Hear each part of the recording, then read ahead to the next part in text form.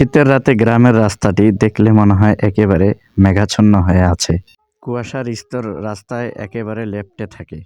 রাস্তার পাশে প্রকৃতি আর মাঠ বাড়িগুলো যেন দেখা যায় না। আবার ঘন কুয়াশার কারণে রাতে চলা একেবারে মুশকিল। মাঝে মাঝে দূর থেকে বোঝা যায় আবছা আবছা কিছু একটা, হয়তো সামনে একটা গাড়ি আসছে।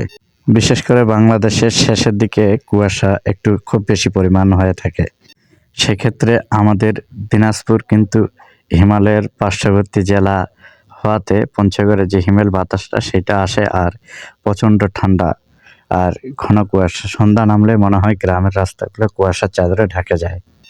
তারপরে গ্রামের মানুষ কিন্তু বসে নেই, এই কুয়াশার মধ্যেও কিন্তু তাদের কার্যক্রম তারা চালিয়ে যায়। হয়তো হাট বাজার বিভিন্ন কার্যক্রম তাদেরকে করতে হয়, বিভিন্ন কাজে বাইর হয়। আমরা এখন কিন্তু বিরল বাজারে ঢুকতেছি। বিরল বাজারে ঢুকতেই আপনারা লক্ষ্য করুন, কুয়াশা খুব অল্প সময়ের মধ্যে। আর অল্প রাত হলে মানুষ কিন্তু প্রয়োজনীয় কাজ না থাকলে একেবারে বাজারে তেমন আড্ডা দেয় না, বা একেবারে দরকার না থাকলে মানুষ আর বাজারে থাকে না। এই চিত্র দেখলেই লক্ষ্য করবেন। এই জায়গাটাতে সব সময় মানুষের একটা গম গম শব্দ বিরাজ করে, অথচ এই জায়গাটা দেখেন কিছুটা হলেও নীরব আমার কাছে মনে হয়েছে, কারণ এখানে প্রয়োজন ছাড়া আমি কাউকে দেখতেছি না।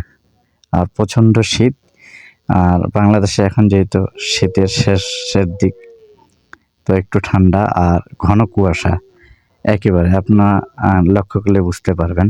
আমি এখন বিরল বাজারের মেন পয়েন্টে আছি। এখানে দেখেন হাটেও তেমন একটা লোক নাই, যেহেতু সন্ধ্যার পরে একটু বাজার বসে, সেখানে প্রচণ্ড ভিড় থাকে এমনি সময়। আজকে কিন্তু প্রচণ্ড কুয়াশা। তারপরেও কিছু মানুষ আছে যাদের একান্ত প্রয়োজন। ধন্যবাদ।